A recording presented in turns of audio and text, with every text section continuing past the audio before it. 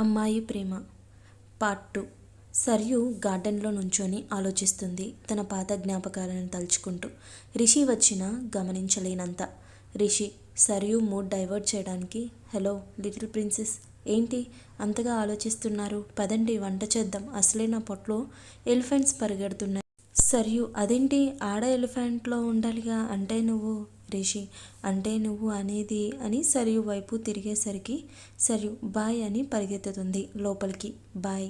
రిషి నువ్వు ఎప్పుడూ అలా నవ్వుతూ ఉండాలిరా అని అనుకుంటూ లోపలికి వెళ్ళాడు. వీళ్ళు లోపలికి వెళ్ళేసరికి మిగిలిన వాళ్ళందరూ వంటకి కావాల్సినవి రెడీ చేస్తే సరియు వంట చేస్తుంది. ఇంకా అందరూ కలిసి మాట్లాడుకుంటూ లంచ్ కంప్లీట్ అయ్యాక మూవీ చూస్తూ కూర్చున్నారు.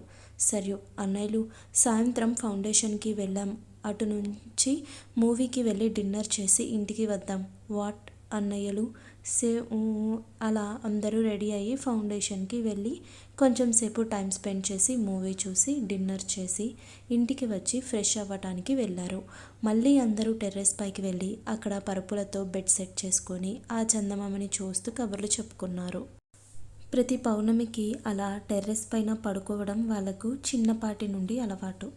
సరియు అన్నయ్య రేపు నేను ఫౌండేషన్ గురించి మాట్లాడటానికి వెళ్తున్నా.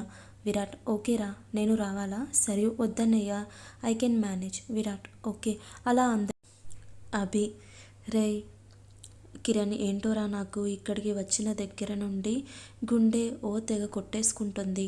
కిరణ్ బయట తిని వచ్చాం కదా, అందుకే అయ్యుంటుంది. అభి ఛీ అలా కాదురా, ఎవరో కావాల్సిన వాళ్ళు బాధపడుతున్నట్టు అనిపిస్తుంది. కిరణ్ ఇంట్లో వాళ్ళు బాధపడ్డారుగా నువ్వు వచ్చేటప్పుడు, అందుకే అలా అనిపించి ఉంటుంది. ఏం ఆలోచించకుండా పడుకో. అలా వీళ్ళు కూడా పడుకున్నారు. నెక్స్ట్ డే సరియు రెడీ అయ్యి కిందకి వచ్చి వంట మనిషి రంగమ్మ టిఫిన్ చేస్తే తినేసి ఆఫీస్కి బయలుదేరారు మన సరియు బ్యాచ్. సరియు కూడా వేరే వర్క్ మీద బయటకు వెళ్ళింది. మీకు డౌట్ వచ్చి ఉంటుంది, నిన్న సరియు వంట చేసిందిగా అని. అంటే ఏంటి సంగతి అంటే వీకెండ్స్ హాలిడేలో వీళ్ళే వంట చేసుకుంటారన్నమాట. ఇక్కడ మన అభి అండ్ కిరణ్ కూడా రెడీ అయ్యి టిఫిన్ చేసి వాళ్ళ ఆఫీస్కి వెళ్ళిపోయారు.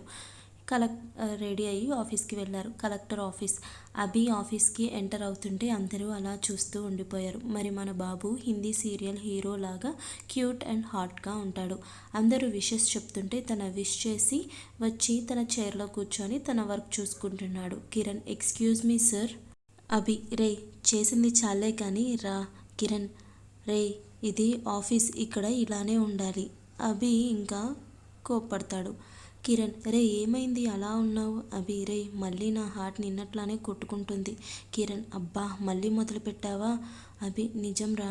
కిరణ్ సరే నాకు వర్క్ ఉంది వెళ్తున్నా. అభి ఏంటి ఇది, ఇంతకుముందు ఎప్పుడూ లేదు, బహుశా కొత్త జాబ్ కదా అందుకేనేమో. May I come in sir. Abhi yes come in అని తల పైకెత్తి అలా చూస్తూ ఉండిపోయాడు. ఎంత అందంగా ఉంది, దేవతలా ఉంది సార్. అభి యా కూర్చోండి. Thank you. అభి చెప్పండి సార్, నేను హెల్పింగ్ హ్యాండ్స్ ఫౌండేషన్ నుంచి వచ్చాను. అక్కడ చాలామంది అనాథ వృద్ధులు పిల్లలు ఒక కుటుంబంగా ఉన్నారు సార్. మేము గవర్నమెంట్ నుండి ఏ హెల్ప్ తీసుకోవడం లేదు. ప్రతి రూపాయి మేము కష్టపడి సంపాదించి ట్యాక్స్ కట్టి మిగిలిన డబ్బు వాళ్ళ లైఫ్ లీడ్ చేస్తుంటే ఇప్పుడు మీరు వచ్చి ఇక్కడ ఆశ్రమం తీసేయండి పర్మిషన్ లేదు అంటే ఎలాగా? మేము ఆశ్రమం పేరుతో ఏ తప్పు చేయట్లేదు, గవర్నమెంట్కి అగెయినెస్ట్గా కూడా ఏమీ చేయట్లేదు. అభి ఓకే, ఒకసారి నేను కనుక్కుంటాను, తప్పకుండా మీకు న్యాయం జరుగుతుంది, trust me. Sarayu okay sir, thank you. Abhi వెళ్తున్న అమ్మాయిని చూసి తనే కాదు తన మనసు కూడా చాలా అందంగా ఉంది. She like an angel. Kiran ఏంట్రా అలా ఆలోచిస్తూ కూర్చున్నావు? అభి రే బావా మీ చెల్లిని చూసారా? కిరణ్ నాకు చెల్లి? నాకు తెలియకుండానే ఎలా? రే నాకు చెల్లి లేదు కదరా. అభి బావా నా వైఫ్ నీకు ఏమవుతుంది? కిరణ్ అంటే నువ్వు లవ్లో పడ్డావా? ఎప్పుడురా? అభి జస్ట్ ఇప్పుడే రా, చూడగానే నచ్చేసింది నా ఏంజల్. కిరణ్ రే నువ్వు ఒక అమ్మాయి గురించి మాట్లాడుతున్నావా? ఇది నిజంగా వింతరా. ఆ అమ్మాయి ఎవరో కానీ దండం పెట్టొచ్చు ఈ ప్రవరాక్యుని పడేసినందుకు. అభి చాలే ఊరుకోరా. కిరణ్ ఆ అమ్మాయి పేరేంటి? అభి ఏంజల్. కిరణ్ అదేం పేర్రా?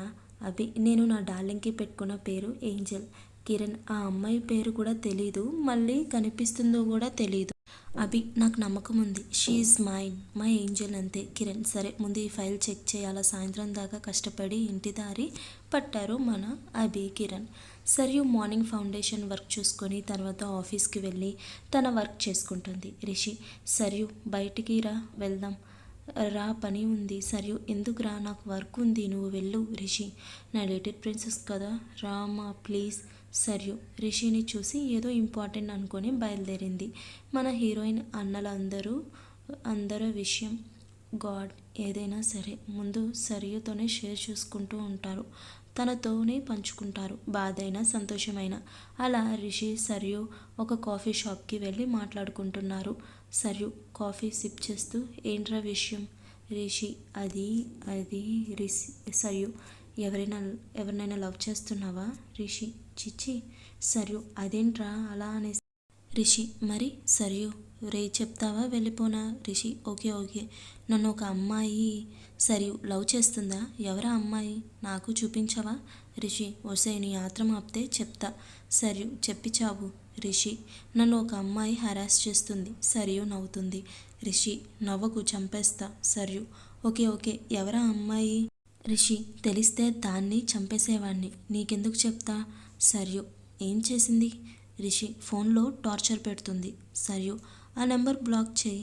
రిషి వేరే నెంబర్స్ నుంచి చేస్తుంది, వాటిని ట్రాప్ చేయడానికి కూడా కుదరట్లేదు. సరియు ఓ అన్నీ ట్రై చేసావా. రిషి సరియు మరి ఏం చేద్దాం.